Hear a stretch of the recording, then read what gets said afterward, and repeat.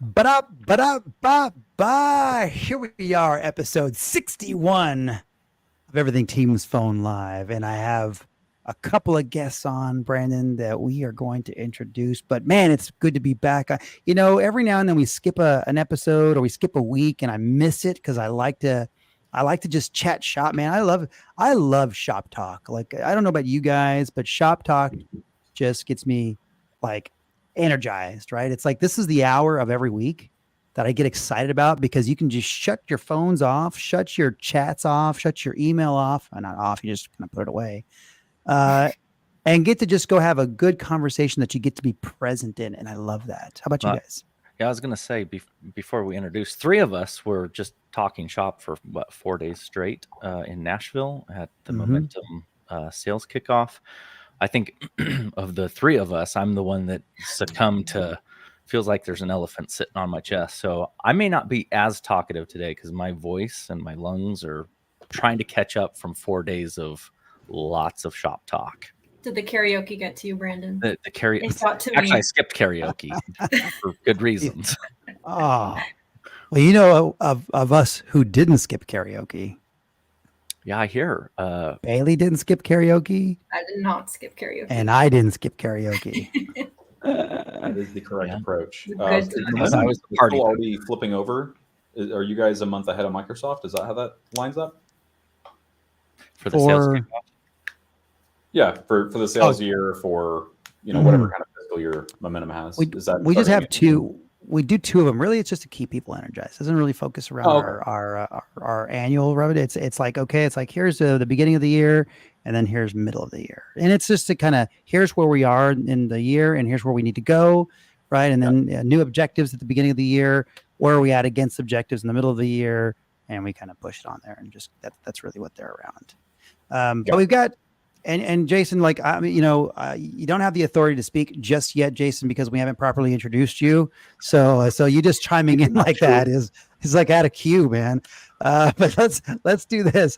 Brandon, why don't you introduce? You know what? Let's just throw it out there, Brandon. Why don't you take on introducing our producer? Because I know you've got this run up to introduce our producer. So I'd love for you to take a moment to introduce her. I've got the. Bailey, I'm going to do such an injustice now to introduce because he just set the stage for it. You got this huge run up. And all I'm going to say is since we became Momentum and we brought the show over to Momentum, I had been threatening Rick for a long time. Like, dude, you need to either get the show a little more organized or I'm going to stop showing up live because there's been times, our listeners shouldn't know this, but I'm going to expose us. There's been times we've showed up to a show with 2 minutes to spare and we have zero agenda. So then, you got to kind of wing it as you go. So hey, you guys are making it's just part of the entertainment. That's all. This is episode 61. You guys are making it work. That's right. We're growing up as we go. We're maturing as we go. But with that stated, I think we made a decision to find someone to help us, organize and produce the show, which is now welcome to the show, Bailey Smith, for the first time at least showing your face. We wanted to bring you onto the show. I think we were chatting about this in Nashville where I watch a couple podcasts and I like having the producer engaged sometimes because it creates a little more banter. Maybe it helps us if we kind of lose our way where you can feel free. Now the listeners know who you are, so you can feel free to chime in and be like, guys, you're off topic. You're supposed to be over here, not talking about whatever. So thank you very much, Bailey, for signing up for the role. We appreciate it. I already see the benefits of it.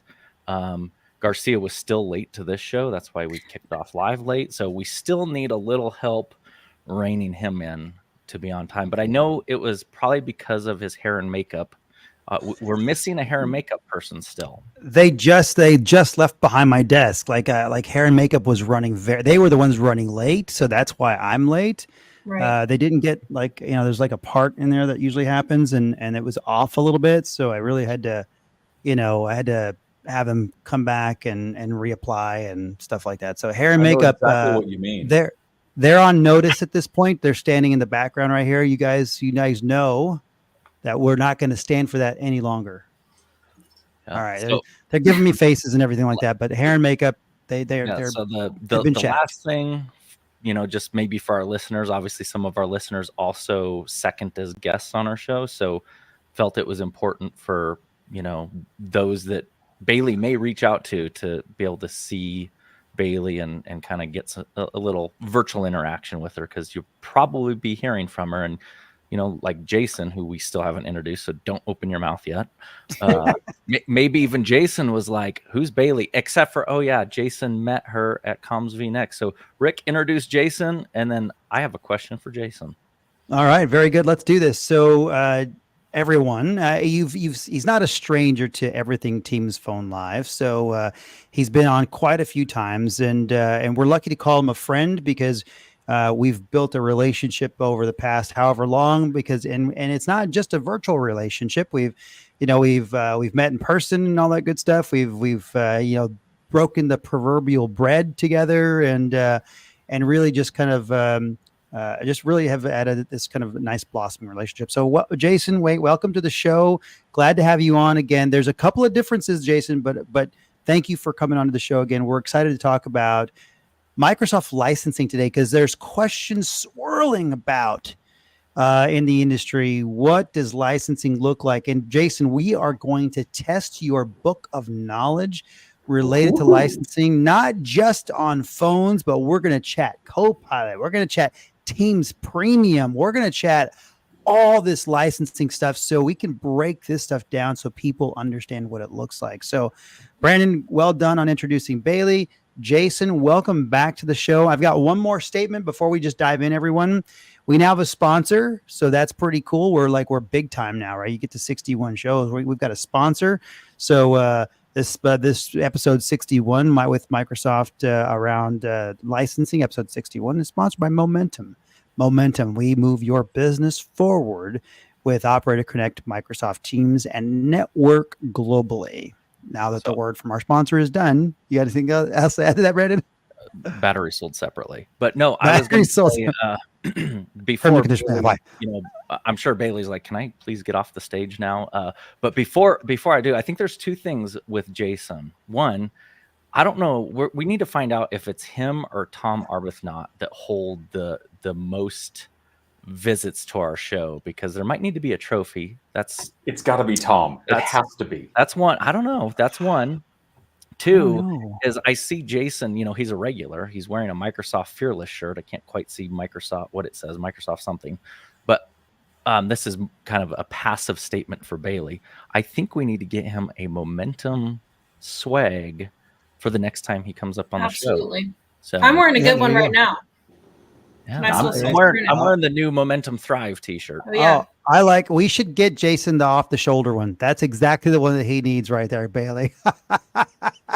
I'll get him some. I have some extra t-shirts. I'll send them to you, Jason, and we'll get you. I feel like this is going to be an interesting box when it arrives. There you go. All right. Excellent. All right. Well, okay, Bailey, thank you so much. Jason, good to have you back, man. Let's rock this thing. We're going to talk about Microsoft licensing and help our customers and our constituents and our listeners understand what is different. The big news, Jason, that people, particularly in the telecom world, to start with, because we'll start there and work our way into the Microsoft world. So the big news, Brandon, and maybe you've heard this on some of your calls, Brandon, but what does the separation of Teams do from a licensing perspective to prospective phone customers and your existing 320 million subscribers? That's the big question. That's a good one. Do you want me to take it? I was going to say, I think that's for you. I'm like, I kind of set it up. I'm not sure what more you want. I was going to say, all I could say is that we all know, I think it's been in every headline, if you pay attention to news feeds in the tech industry, that Microsoft has kind of taken this position to decouple Teams from the M365 suite for anti-competitive reasons. But I think regulatory reasons in Europe. Yeah. So I think what everyone wants to understand is, does that mean the customers today with bundled Teams are going to break tomorrow because they don't have the Teams? Does it mean they have to go buy new? And then going forward, what does it mean? Does it change the cost? What does that look like for the enterprise space in general? You're muted, Jason. Yeah. Yeah, you're muted, buddy. You're muted. Someone muted. muted you. Can I unmute him? Can Bailey unmute him? Mm, Their mic isn't connected. That's it is. amazing. All right. I don't know why I was muted. I didn't mute myself. Because it's not a Teams product that we're on. Yeah, no, that exempts me from any issues. But no, the funny thing about this question is I get it all the time, but I get it actually mostly from internal Microsoft people. Oh, well, then we're coming to the right person. Yeah. So the technology specialist role is an interesting one in MS sales because we are the technical resource. We're sort of leaned upon to understand and break down the way the licensing works. The nuances from first line mailboxes not being able to be accessed through Outlook unless you buy the step up license from kiosk to plan 1 or 2. Even if you own apps for enterprise, there's all sorts of nuances. And so we're leaned on heavily for that. In this case, the reality is most of our customers are just not affected. And I can put this quite simply for you. If you've purchased licensing, which includes Teams before, you can renew and step up to other licenses, which also include Teams.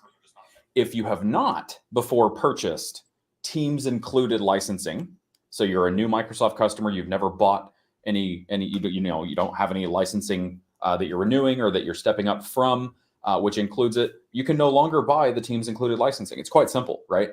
So when you approach Microsoft and you try to do this, all we do is look at what you have today. If you have anything that includes Teams, great. You can buy more stuff which includes Teams at all those same prices, right? Nothing's really changing for you. Other than those folks, right? New customers are going to find that the prices are different. It is a little more expensive if you want to include Teams in the subscription, but you can also buy the bundle without Teams, which can save a little bit as well. Now, I think all of us here spend a great deal of time extolling the virtues and really extending the virtues of Teams as a platform, right? It's a super valuable platform. And the most interesting part of this entire unbundling exercise, in my opinion, is that it actually puts a price on Teams, which we'd never really done before, right? It's $5.25. Now, as a competitive solution in the modern work landscape, as even just a standalone video conferencing product of the scale and of the feature set offered in Teams, it's a compelling value prop, right? So I can't tell you what the effects are in terms of how new customers are handling the slightly increased price.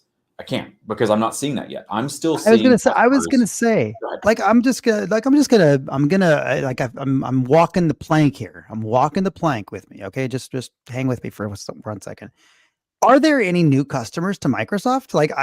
Are there people out there that don't buy email today? Maybe a few conversions from Gmail when a customer grows up, as an example. That sounded negative. Let me retract that statement. I'm going to say this. I think there are, because I was on my flight home from Nashville, and prying eyes will be prying eyes, right? There was a person in the row in front of me, who just happened to have their computer open the entire flight, and I just had a bird's eye view of what this person was working on. Hopefully it was nothing sensitive that eyes weren't supposed to see, but I can tell you they were a Google Suite shop with a Slack button in.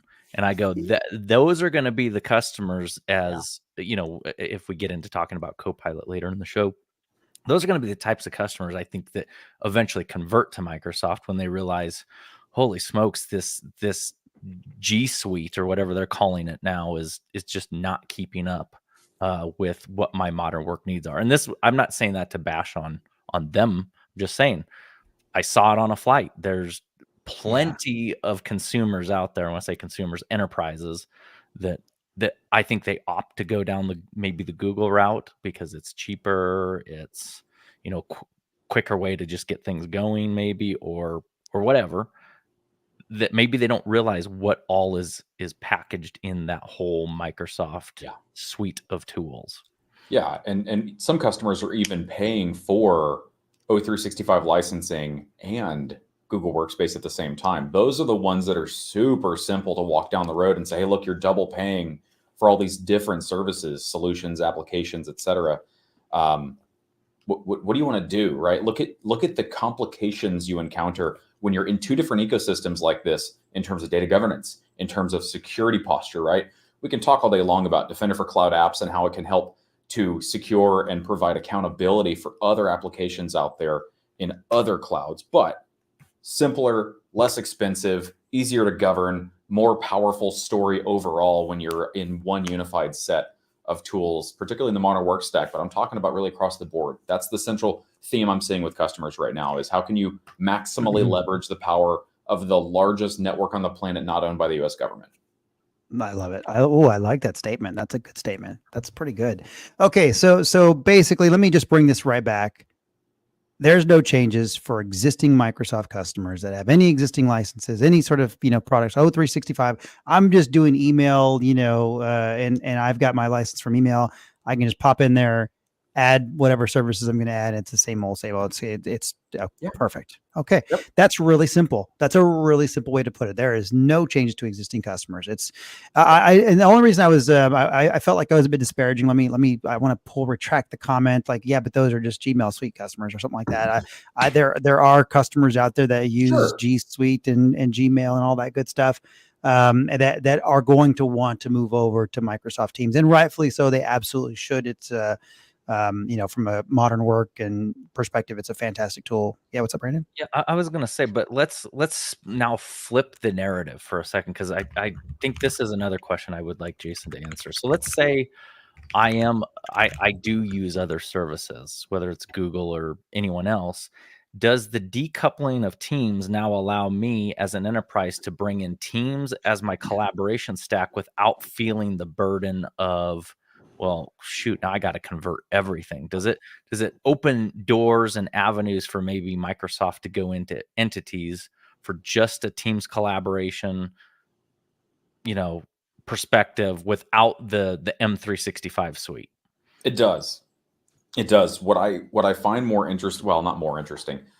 In fact, I actually don't like to think about this as much. There do exist customers out there that are going to use the unbundling to come over to Microsoft for everything but Teams. And that's so uncomfortable for me, right? They've got their Slack, they've got their whatever other collab platform they really want to use. And guys, let's face it, some organizations, some IT professionals out there, they still think it's cool to bash on Microsoft and hate on Microsoft, and Teams is slow and all this other stuff.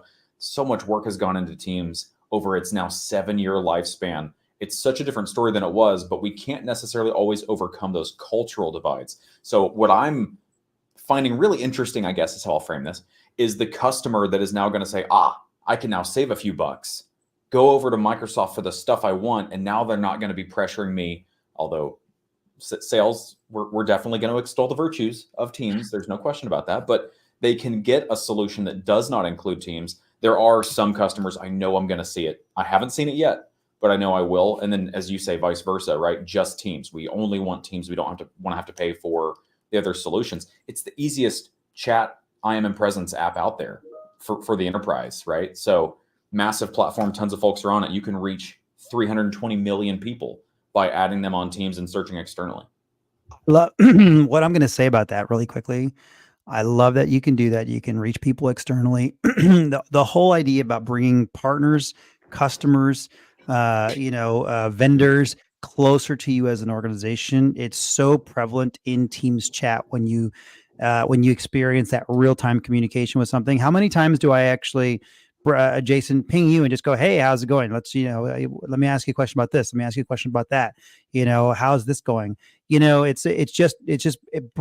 creates a relationship, I think, that's much closer than, let me send you an email, and at some point when you get around to it, somebody will answer it and all that good stuff, right? Like, it's such a different communication style. You're like, never. It's such a different medium, right? You've got phone calls that are inconvenient, I'll say, for everyone during a work day, right? Like a phone call, unless that's your job to be on the phone, you're running meeting after meeting after meeting typically these days, right? You're collaborating with people, and then you get a phone call. So it's intrusive. A phone call is intrusive. Chat is by far, to me, the next best medium. It used to be email, obviously, but now it's the next best medium because it is semi-real time, right? It does allow people to answer when they want. but it's right there in front of you and stays right there in front of you. So you're top of mind. So that feature that you can gain access to 325 million or 320 million users is so cool. So much so that now that the click to call stuff that's coming out makes it really exciting. And you've leveraged this for some customers as an example, and we'll get back to licensing. We're kind of getting off, but it's okay. This whole click to call out of your business signature. So everybody's got a business signature. Brandon's team creates instead of having your phone number there and your email address there, which we still have, but Brandon's created here's the team's link for chat and calls. So you can just connect with Brandon via chat or calls right out of his signature. So you can see what that looks like and engage directly with someone. And that's the best way to conduct business, is that direct communication, right? It's the best way to conduct business. And ultra high efficiency asynchronous communication, right? Teams to me is best of breed. Yeah, and imagine the possibility with that. It's, the initial thought is, well, I don't want people to get a hold of me directly on Teams. The whole idea behind it is that's the gate into Teams, and someone like Rick probably wants someone to reach in directly to them. Maybe I go, well, I've got a whole team sitting behind me, and if it's a technical question, maybe I want my team to see that question. So you could begin to build that logic to say, hey, you here's my email signature. You can click to chat, or click to call, and maybe you're being redirected through routing logic to get to the next available person, and it's not necessarily just me. Yeah, that's brilliant too. Well, let's. You answered the biggest question. You answered it so quickly. It's like, wow, we've only got 26 minutes. Oh, yes, can go. I make an addendum? Yes. Yeah. So I didn't mean to imply that you're locked into the bundled licensing if you bought it before. You get the choice. The people that don't get to choose the teams bundled or the teams included license bundles are the new customers. If you've had it before, you get to make your choices at this point, right? You can go with more licensing, better licensing, the same licensing that includes teams, or you can step down to non-teams included licenses. If you're a current customer, you have all the choice in the world. It's the new customers that have never owned teams included licenses before that don't get a choice. They have to go the unbundled route. A little unfortunate, but that's the reality we're in. Do any customers choose to you know what, let me pay a little bit more. I like that. Let's go that avenue. Yeah. I mean, do they do that? No, I haven't seen it a single time. And I've actually been paying quite a bit of attention to this. I can't say with any authority that it doesn't happen, but I'm just not seeing it at all, ever. So important option to mention, right? It is something that is possible, but it's definitely not what we're seeing. Again, to your previous point about getting just team standalone, it's so easy to turn up just I'm a present /chat with on-platform calls, meetings. It's really compelling stuff, and customers generally do the I'm in presence and the meetings pieces, and then they fall into the calling piece, right? Not even necessarily with the IDs, but just calls, generally speaking, on platform. And since that stuff is so easy to turn up, customers may not realize they're using it, but they're using it a ton. In fact, I surprise customers at least twice a week with how much utilization they're seing on Teams. Some of my customers say, hey, seriously. Some of my customers say, hey, we're not really on Teams. We're a Zoom shop or a Slack shop. And I'll tell them, hey, you have 900 monthly active users on Teams using calling, using, and again, not phone, but calling, and then using chat. Did you know that? Hey, you have 800 users using meetings every month. Did you realize? And a lot of them don't, right? Once or twice a week for sure. Easily, I run into that. Love it. Love it. Okay. Let's get back to some licensing questions, because I've got a whole list here, like the David Letterman top 10. Okay. Nice. So that's the separation was the big one. And thank you for eloquently and efficiently answering that question. There are no changes for existing customers. You don't have to pay extra for Teams. Don't even worry about it at all. If you've got email, your O365, then you've got a tenant, your Teams is included. No sweat. Okay. Excellent. Next one, Teams Premium. And I've got to say, there is so much being packed into Teams Premium that people don't even know, that makes the experience in Microsoft so much really interesting, and I'm going to just name one of my favorite ones, and you don't see it with me because I've got this crazy background that I keep, but my favorite one is forced backgrounds, like being able to force a background in an organization. And the only reason I feel like that's a bit like it's a bit temperamental. Like, oh, hey, hold on a second. You're forcing me to have a background. Do you not like my background? Like, look at mine. That's cool. Always be Right. I branded. mean, it is part, and Bailey and I work in the marketing department, right? So it's like I like the branding piece, right? And this really comes to mind. I was on a call not too long ago with an organization. I won't mention their name, but I was on a call with this organization, and everybody had the branded background, and it looks so cool. Like I was thinking to myself, I'm like, do I like the interpersonal sort of, you look at your cool shelf back there, look at my window, my guitars or whatever, this is cool. It shows some personality, and I get that. But having the branding behind you was really powerful. Like it was, because it was like 9 people in the call. Brandon, you remember the call I'm talking about? There was like 9 people in that call. And I look at that and I'm like, I really like this branding thing. It really drives home the message of not who you are really, but it really just drives that clean branding. So that's one of my favorite features, is you can force branding on everyone and behind, the backgrounds. And I thought that was pretty cool. Anyway. I think what I like obviously the conversation of AI changes everything, and maybe even the Q's app is going to change my opinion if Microsoft would hurry up and let that out. I can't say it. So I think I can guess now. Thank you for that Freudian slip. We actually had Microsoft in Nashville, and we tried to put Kevin Peters on the spot, and he did a good job of not divulging, but he did. I'm not nearly as good as Kevin is. He did challenge us to talk to other Microsoft people to see if we could get the date. But anyway, that's not where I was going. I was going with one of my favorite features, because I know this happens a lot on calls, because I tend to do quite a bit of technical presentation, where I'm doing demos. I'm doing, we're working on some demos that have to be under NDA. So Right.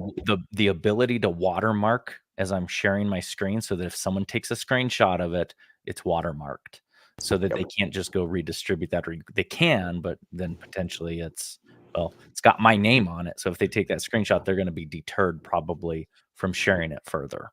It's a strong deterrence for sure. And it's part of the pieces of Teams Premium that are less fun to talk about. No offense to the marketing focused among us by any means, but the meeting templates, the additional policy functions that you can deploy with Teams Premium, I don't talk about those nearly as often as I talk about intelligent recap and auto-translated or live translated captions, actually. Oh, that's amazing.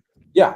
And we're getting a lot of questions about multiple input languages, because each user gets to select the language they want to see captions in, right? That's sort of the brunt of the feature. But the next question is, what if we have some folks speaking English on the call and some folks speaking Spanish on the call and some folks speaking, can we get to a place where we're doing multiple input languages that all get translated back to that user selected language for their own captions?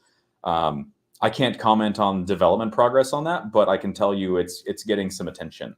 I would imagine, I don't know if you know this, but in the telco world, there are third-party translators that you have to go buy, right? So that you can go and have that service available for alternate, not non-English speakers, right? So it's very big in the contact center space.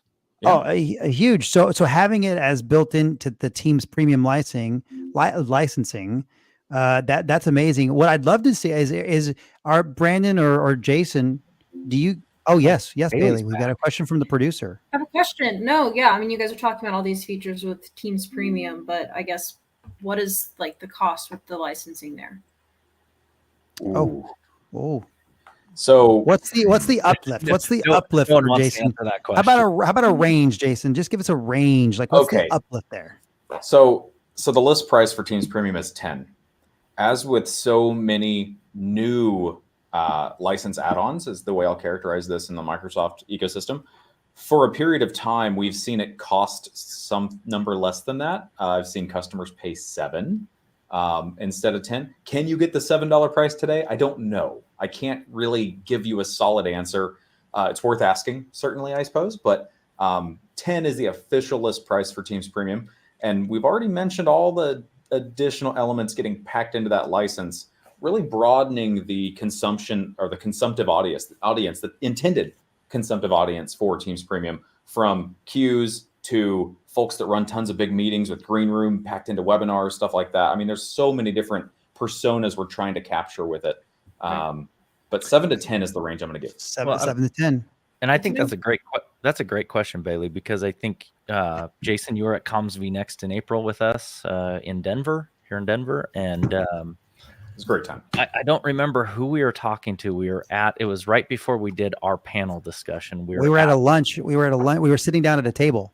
Yeah, and we were talking to a guy who was talking more specifically around the Teams phone functionality, and how the Microsoft focus is starting to shift in putting a lot more services into Teams Premium only. So it's going to be really interesting to see what that does from a price perspective, especially when you think about they're now decoupling Teams from the bundle license. Right. They're now putting a lot more focus on packing Teams Premium features exclusively. What does that eventually do to the market, right? Are people going to say, I guess I'll pay $10 because I have to? Or is Microsoft going to come back and do something more competitive to say, we're going to do something no one else has ever done. We're going to give you such advanced features that you can't not buy it. Well, and I think that's the goal. I have to admit I'm not privy to the conversations around productization, but I will tell you I can confirm that there is tremendous consideration and staunch debate. I mean, people are invested in these conversations around what happens to a feature. Does it go in core? Does it go in premium? Does it go into phone or something, right? Like there is a tremendous amount of invested individuals fighting for one versus the other. And it's an unfortunate scenario because you can't win everyone, right? No matter where you put a feature, some folks are going to be irritated by that fact. A classic one is queues, right? I saw some commentary around queues. Some folks were saying, hey, this should be included in the base Teams phone licensing.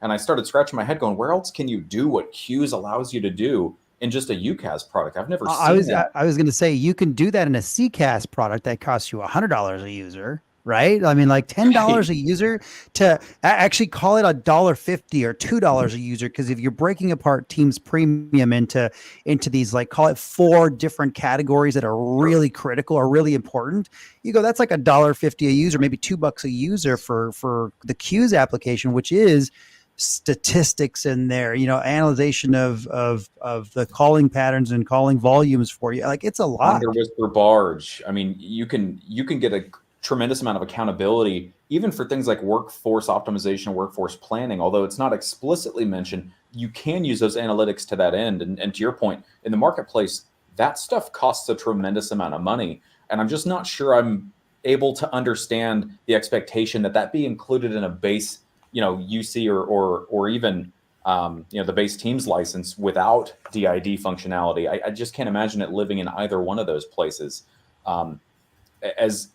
As difficult as it is to make this type of decision, I'm kind of okay with it landing in Teams Premium. I've really come to terms with it. I don't know how anyone else is doing with it, but let me ask. I want to unpack something that you just said. There is the green room sort of webinar thing. Yeah, like people are are used to. When I say people, Zoom really conquered that space early on, right? So I want to get back to let's unpack that, what you get in that Teams Premium, because that webinar feature is quite interesting, and I don't think people know that that's something that's you can do in Teams. Yeah. There's been quite a bit of attention paid to the webinar segment. I can tell you as a Teams TS, which is what my position was before it was reframed to the modern work TS all up, which gives me a ton of additional accountabilities. Doesn't matter. Point is, before that happened, we were seeing a lot of competitive solutions in the webinar space, specifically customers coming to me saying, hey, we love Teams. We want to go Teams, but we can't turn off our X or Y licensing, right? Think GoToMeeting, think Zoom licensing, because the webinar segment of the product just isn't meeting the moment. We paid a lot of attention to that part of the product to shore up those situations. And it's a work in progress still, right? But having green room, having the content watermarking, having the custom background images and lobby images as well, baked into Teams Premium really does bring the product into alignment in so many different ways, as well as the marketing implications, right? You can use the registration information and flow that into like CRM and do some pretty cool stuff with that information and the data that you've established by doing these webinars, having people register for webinars. So it's a much more competitive solution in the marketplace. And then again, as a detail of Teams, as a detail of all the other offerings in Teams Premium, wow, to your point, you're talking $1.50 for this kind of solution if you really break all these things apart. Yeah, that's why this Teams Premium, like I think it's an under. I don't know what the numbers are if Microsoft publishes numbers, but I think it's undersold. I think there's a lot of value being packed into Teams Premium lately, particularly the Qs app. I mean, we talked about the webinar stuff just now, but when Bailey was here a moment ago, we were talking about the transcription and translation. I mean, that's pretty interesting. At some point, it'd be great to show a demo of the translation happening and the transcription happening. Brandon, I don't know if you've got your demo system set up and if you could pop that in and just show that in like 2 minutes, maybe down the road in this show. But if you could show that, I think that'd be pretty interesting.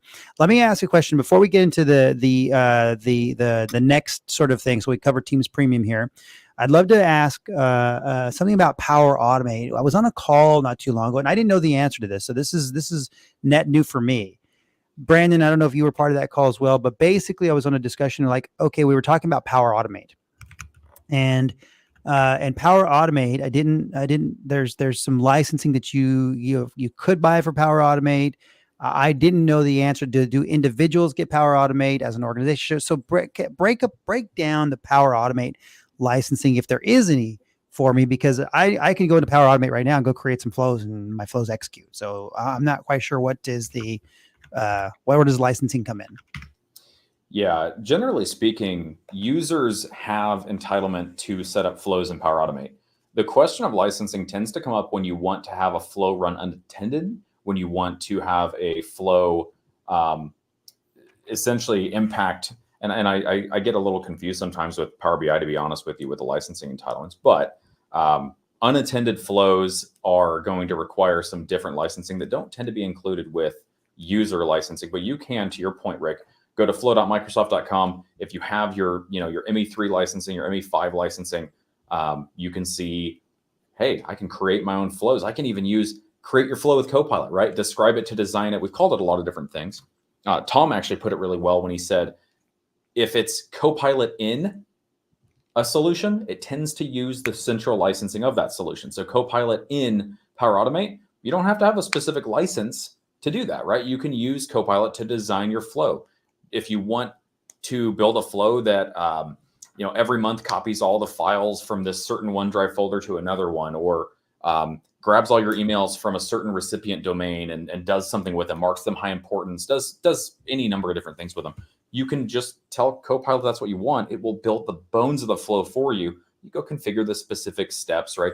The triggers and the actions may require a little bit of config, but users are seeing that today. And it's one of the first things that I told my customers, hey, you go to flow.microsoft.com and see what you can find. And immediately like, oh yeah, I have it too. I can't believe it. So it's a fantastic end user facing tool to help folks be more productive. But Copilot has taken center stage a little bit and displaced some of the activities you could rely on Power Automate to do and pack them right into your M365 Copilot. I have, for example, a saved prompt. It's right at the limit. It's right at 2,000 characters. It's my daily first prompt, right? I have it assemble all of my customer meetings for the day, all of my action items from this point in the week, basically. Like if we're on Thursday, it's going to come up with more certainly than it does on Monday. But, enumerating those action items, giving me recommendations for the generative AI news that I should probably go take a deeper look at because we've had developments. I mean, it's a massive prompt. And I would have Power Automate doing some of it, but it's easier in Copilot. And you can do scheduled Copilot prompts now. It's just, the plot has thickened significantly. Jason, does it make coffee for you yet? Because that's this is actually, you make a good point, Brandon, because I have some pretty significant coffee rituals. Big espresso guy, frankly. I have lots and lots of strong opinions on espresso.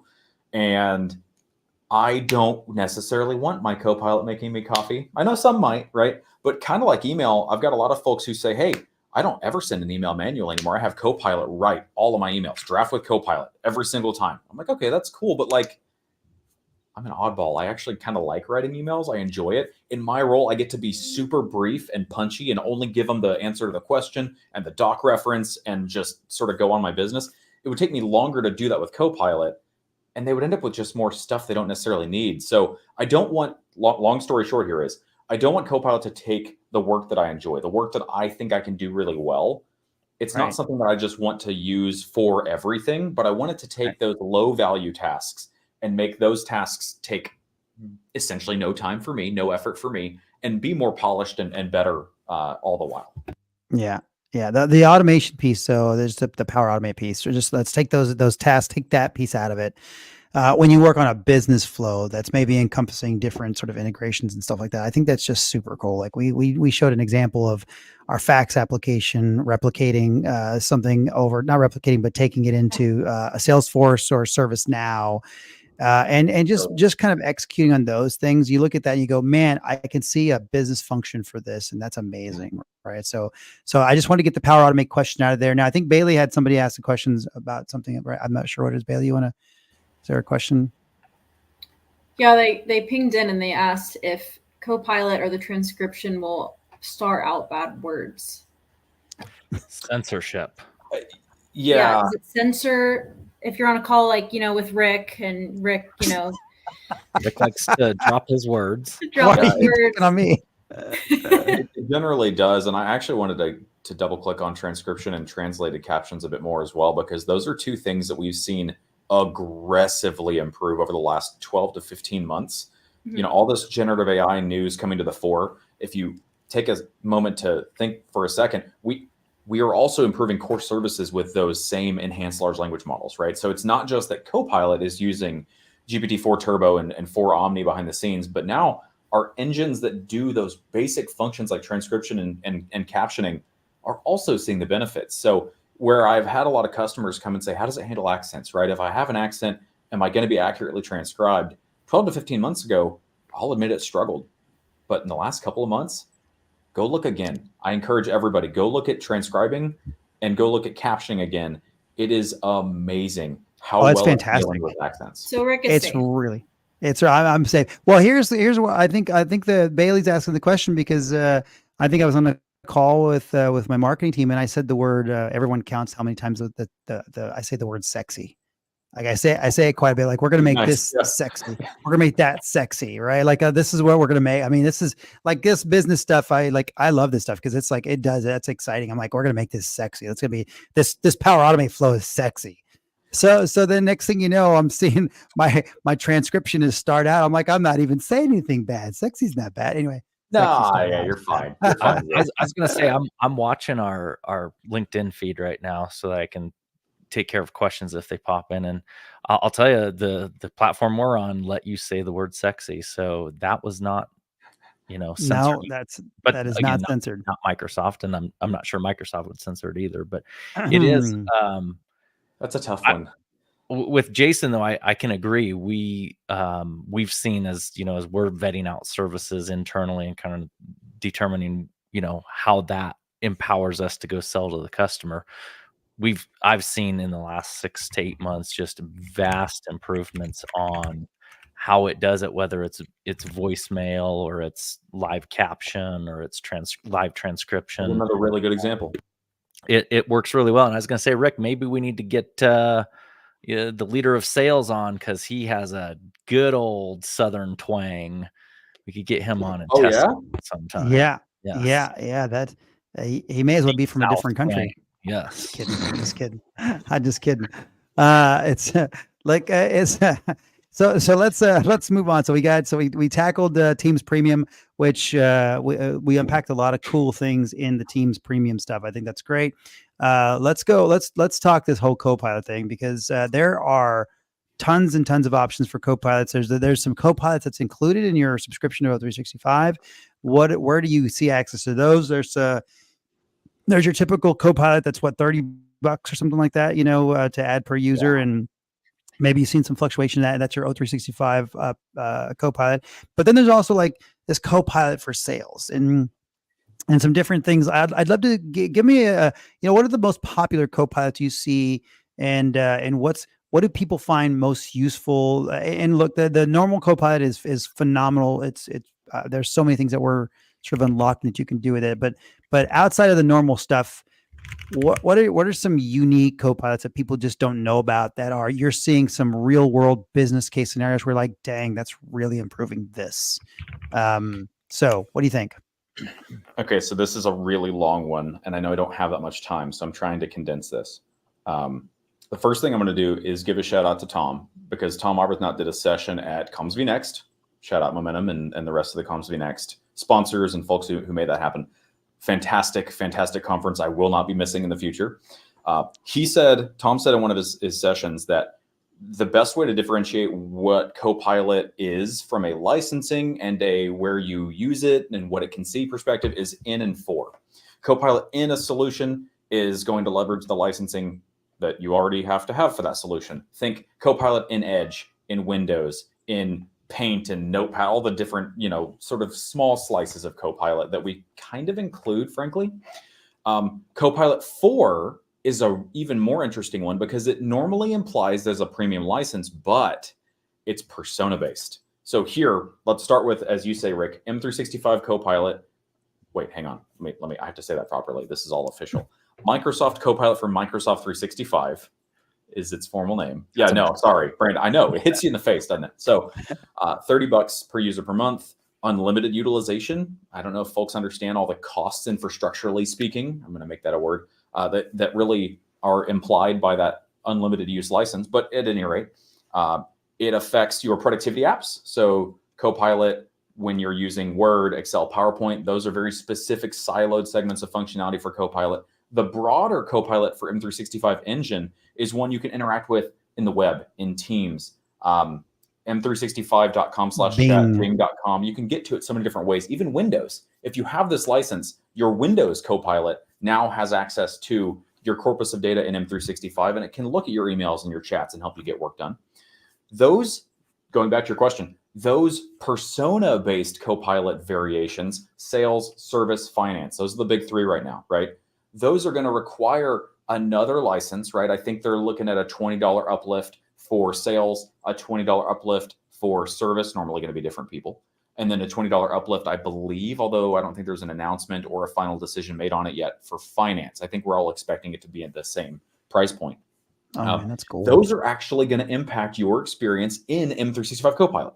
So as you're, working through email, working through chat, in Teams, you're at Microsoft365.com/chat or in the Bing, wherever you like to engage with your AI assistant for modern work, that is going to be the place where you also have this sort of data pipeline into D365 for sales and for service. Finance is going to have that sort of ERP implication affecting D365, but we're talking about that central engine, right? That central Copilot engine that you're using to get work done every day. It just bolts on some additional data pipelines and gives you some additional functions. Okay. So it's the same sort of interface. It's just going to have this other pipeline. What are some key, give me some key features, like the Copilot for sales. What are some key things that are included in something like that? And then maybe the finance one and the service one. And I know we don't have a lot of time because I have one more question after this. It's going to be the Copilot Studios. Okay. Just to kind of tee up your thought process so you can get it out quickly. I'll be fast on this then. So I can really speak well to sales because I work in sales, right? So I've had access to it for quite some time. And I'm going to skip the comment I almost made about Copilot in D365 sales because that's a different thing. But with Copilot for sales, you get the ability to easily write records to CRM from productivity apps, right? So let's just take an example here.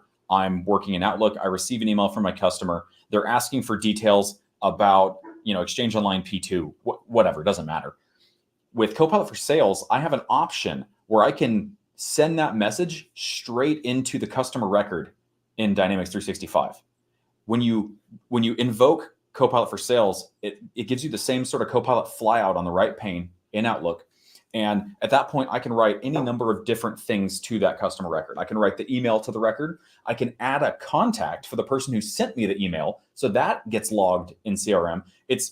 I'm telling you, it is improving the data that we have in CRM and that our customers have in their CRM as well, and making it way less likely that just one rep is going to have all the information for that customer, right? We want to make sure that information makes it into CRM. It's doing that in a seamless and frictionless manner.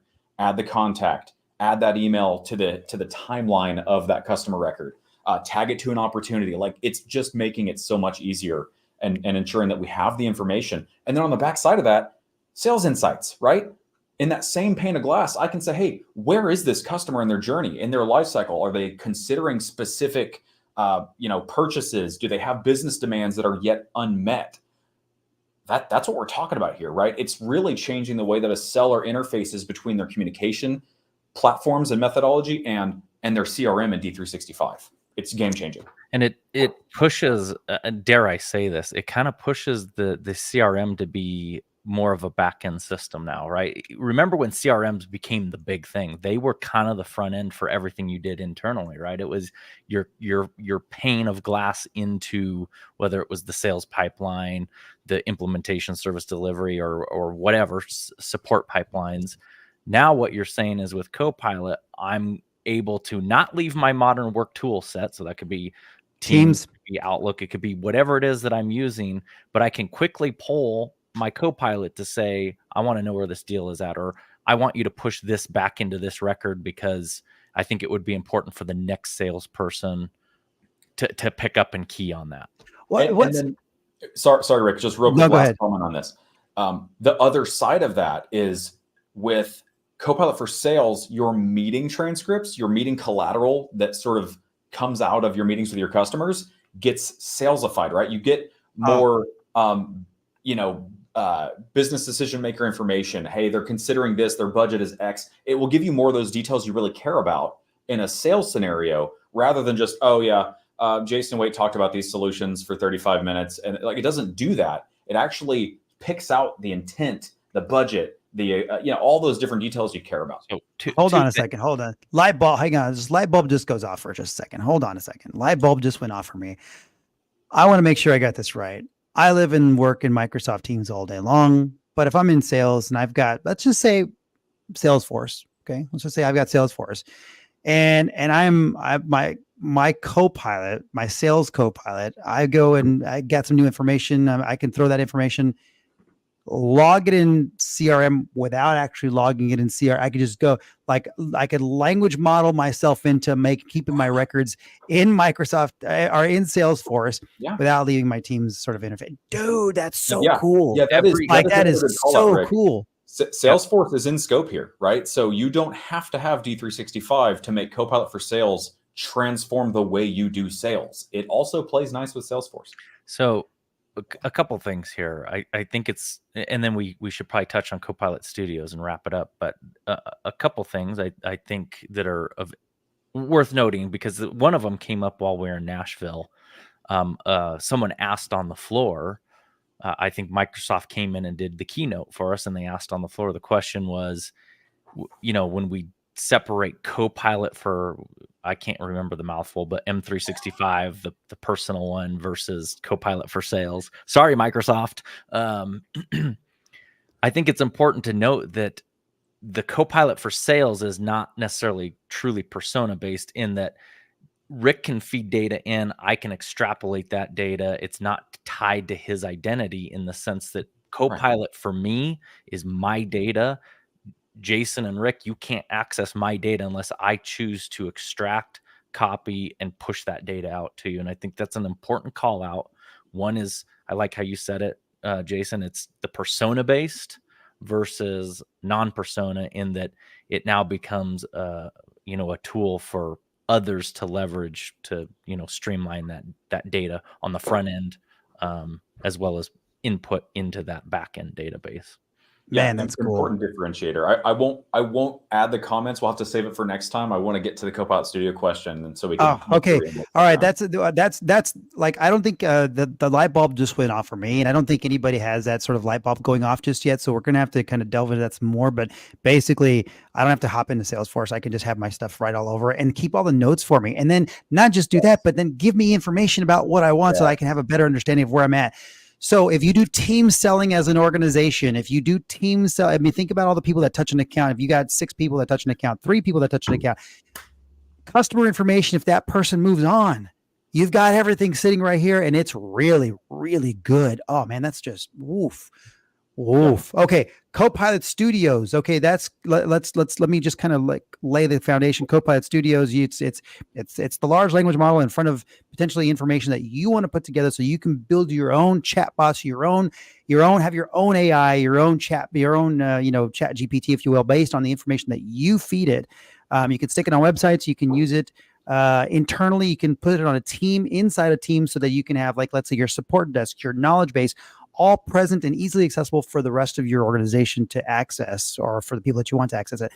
Anything there, Jason? And tell me how much it costs. Well, so the piece I want to add to that is the reason why this is so important and why it makes so much sense is because everything you just said is true and it's correct, independent of those users licensing, right? Those users don't have to have Microsoft Copilot for Microsoft 365. They're using a message-based, consumption licensed Copilot, standalone Copilot, we call them, built-in Copilot Studio. And so if you've got those functions, you need to deploy company-wide, irrespective of whether they're a knowledge worker. Maybe, if you're not a knowledge worker, you probably don't necessitate that $30 a month Copilot license, but you can still do stuff like this. Super important. You can still benefit from Copilot and the automation, the large language model, and delivering information to you by just asking a question. Yeah. It's like, I'm gonna say, it's like you're gonna Bing. I changed it.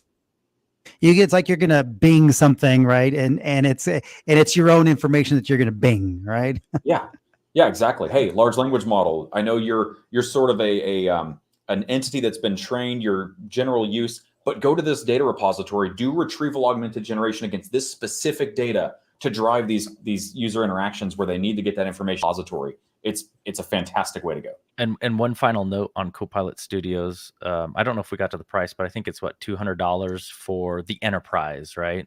Yeah, it's a license pack, right? So that $200 gets you, like, I think it's like 25,000 messages or whatever, because it's message-based consumption. And that has some implications for how you deploy it, where you deploy it. You put it behind authentication. Yes, do that sort of thing. Yeah. And so then the last note to kind of maybe bring it full circle. The interesting thing about Copilot Studio is it's part of the M365 or the greater Microsoft Azure ecosystem. So now I have the ability to tie it right back into the Power Platform, right back into ACS, Azure Communication Services, right back into my CRMs, whether that's Salesforce, Dynamics. So now I'm creating that virtual chat to give people a front door into whatever that data set is that is desired, and then of course putting my security guardrails around it. But it's again all part of just that massive ecosystem that allows you to, dare I say it, low code, no code your way into really successful solutions. 100%. Okay, all right. I love a cat that loves the screen. That's fantastic. Okay. All right. So Bailey, you had one more question? Yeah, no, Bella was just asking me, and just to reiterate what you guys were talking about earlier, but there are no changes to any existing Microsoft customers with the separation of Office 365. Correct. Of Teams from 365. Of Teams from Office 365. Yeah. Nobody's being forced to do anything. If you've had Teams so far, you don't have to change anything. Got it. That I'm gonna stop us right there, because that's like summarizing what I think everybody goes, oh no, Teams is now separated. It's a whole different thing. It's a whole separate cost now. So now thanks for coming and saying it, Jason, Bailey, thanks for bringing it up at the end. That's a great way to close us down. And Bella, we appreciate you joining us as well. We've got 5 guests today on the show. That's amazing. Jason, this has been a great episode, just breaking down the different licensing components that I think people had questions on, some of the things that are important to us on a daily basis that we see. It's really good to kind of get the reinforcement and information right from you, Jason, to help us kind of understand it all as we go to market more and more with the different Microsoft offerings. Brandon, what do you got, buddy? I'm going to change the subject for a minute. I know, Jason, you brought up Comms v Next, and you're like, I'm never missing that again. On that note, what I'm going to say is 10 days from now, we have Commsverse, which is I think the OG that's happening. OG meaning, the original, just in case we've got some listeners that don't do vocabulary, new generation vocabulary. But anyway, we've got Commsverse 2024 happening. Let's see, it's June 20. Is it the 26th and 27th? 6th and 27th. Yeah, 26th and 27th. At the Mercedes-Benz World in the United Kingdom. Jason, I think there's one ticket left if you want to figure out how to get there. We might know somebody. We might know somebody that knows somebody that knows somebody. Just saying, we might be able to get you in. But for those listening that are going to be at Commsverse in 10 days, we're looking forward to seeing you there. We have a booth. Bailey, I don't remember our booth number. I'm not even going to guess. Julie knows it, but I can find out.